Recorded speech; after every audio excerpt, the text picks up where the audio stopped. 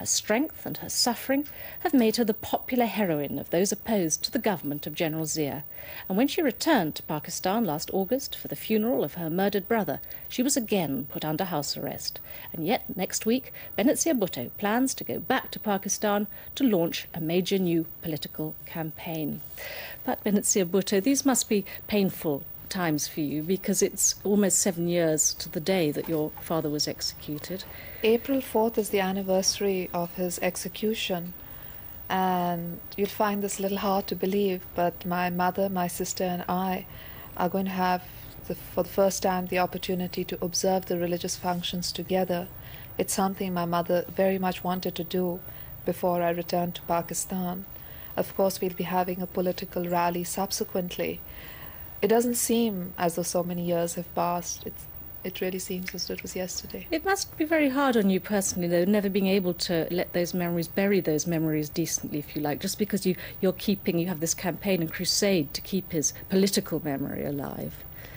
Well, I tend not to look back to the sad occasions in my life, because when one dwells on them, one becomes sad and it takes the energy away.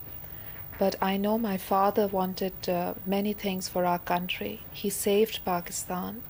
He tried to build it into a democratic and progressive country where the poor and the unemployed got a place in society. And I know that the best memory to him could be trying to implement his vision of Pakistan, but not only for his sake, but for the sake of my country. But going back to those happier times, to your childhood, an awful lot has been made of this very special relationship between you and your father.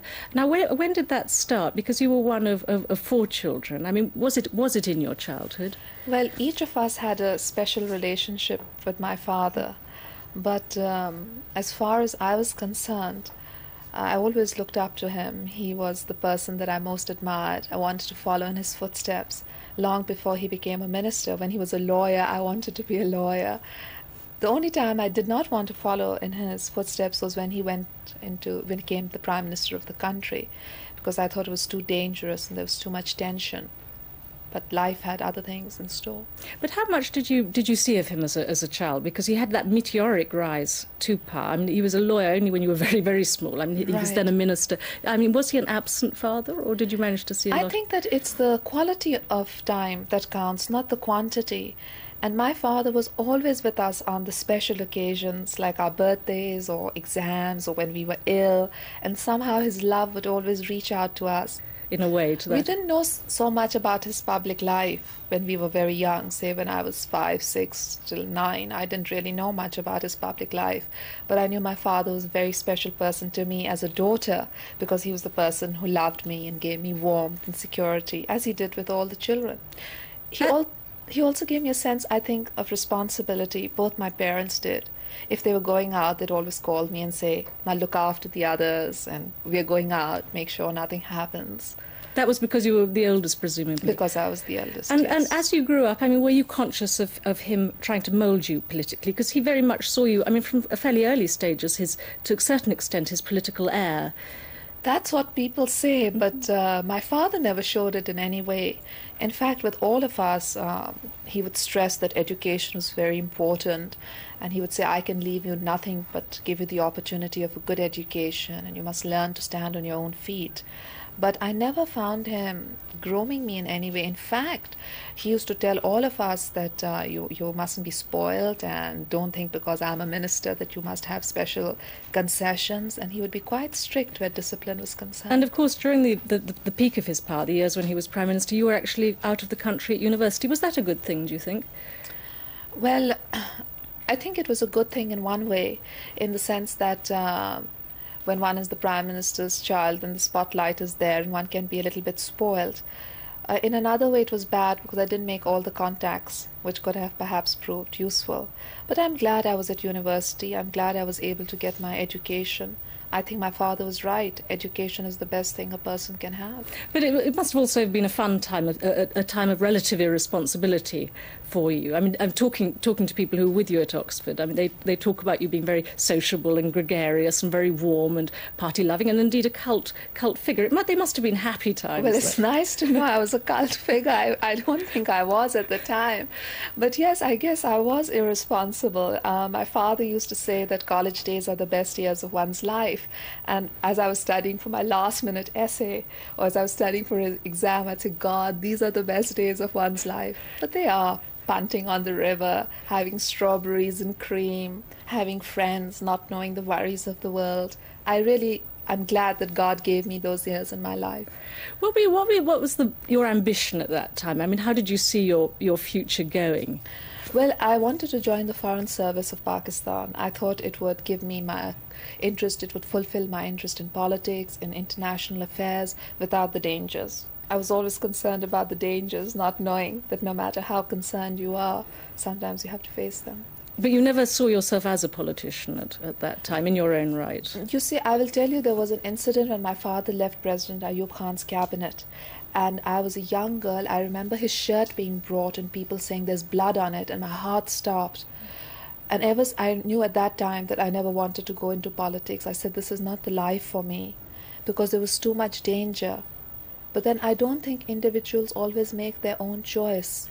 If there had not been a vacuum in politics or in, as far as the party was concerned, I don't think I would be there today.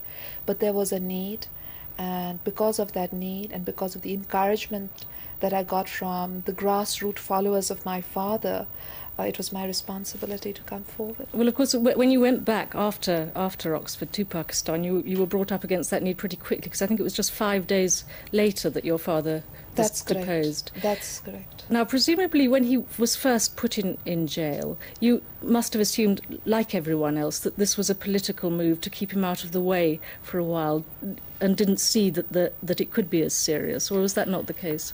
Actually, it was very serious from the night of the coup d'etat when my father woke me up. He woke me up. It was in the early hours. He said, get up, don't sleep, a coup d'etat is taking place. And I got up and I tried to embrace him. And he was, got angry with me, and he put my hands down and he said, be strong. From now on, you have to be strong. And then we went into his room and we turned to BBC to get the first news on the coup. They were supposed to come for my father till 3. They did not come till 9:30. And we assumed the reason they did not come is because their first plan had been to kill all of us in the house, like the Bengali Prime Minister Sheikh Mujib and his family had been killed.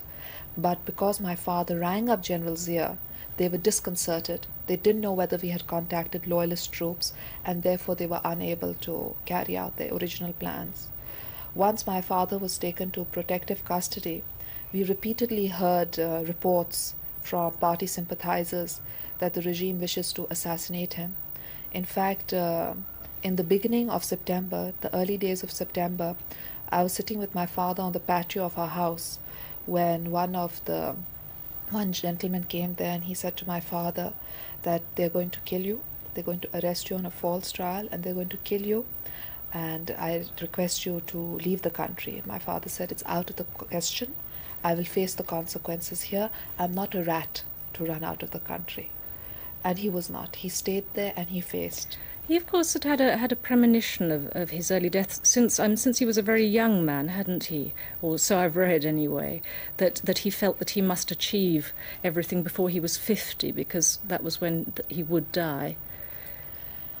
Well, I know my father knew that what he was trying to do for our country and change the power structure was alienating very powerful groups. Because there had been so many assassination attempts already on him, he had this feeling that any time his life could end, and he must do as much as he could, as fast as he could. But I don't think anybody could have imagined that a time would come when he would be so shabbily treated. But there was something more mystical than that, in that I think there has been a lot of death in your family.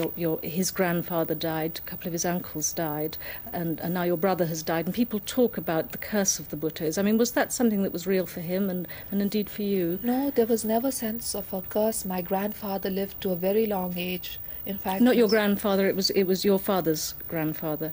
Ah, yes. My great-grandfather was poisoned to death by his opponents. and my father's two brothers died at a young age. But I always somehow felt that I'd have my father forever. Mhm. In fact, my father would often say that when this term of mine is over, the next term, I'll go back to Larkana, which is a family home. And he said that I'll retire there and all my children will be married and their children will be playing with me. And we'd say, no, Papa, no, Papa, we don't want to get married. But I mean, he really looked to a life of retirement. So it was, we knew the dangers were there and it could all end suddenly. But at the same time, there was the expectancy that life does go on. I don't want to talk about the impact of his death on you, because obviously that's incalculable and still a very difficult thing to talk about. But as well as having to bear that, you were under house arrest and in prison yourself. I mean, how did you cope with that? Was it a difficult thing to cope with? I coped in a very different way with my father's assassination than with my brother's. With my father's, all the time I felt I had to be very strong, and in fact, I did not give vent to my grief. I used to suppress it. Even if a tear used to come, I used to force it to go down. For 2 years or so, I don't think, I would control myself too much. I don't think that's the right way to go about it. But I was a public figure and I had to put on a brave front. But you see, the day after they killed him, they came with his clothes and it was really terrible. And I think that was the one time and I felt as though my heart would really break open just to see the clothes and that he had been wearing at the time. But I knew I had to go on for his sake. He told me in our last meeting, he said that, you have struggled so far, and if you want to stop, you have my blessings. If you want to, I don't want to compel you. And I said, no, there's no question of it. And he was very happy that I was going to continue with his struggle.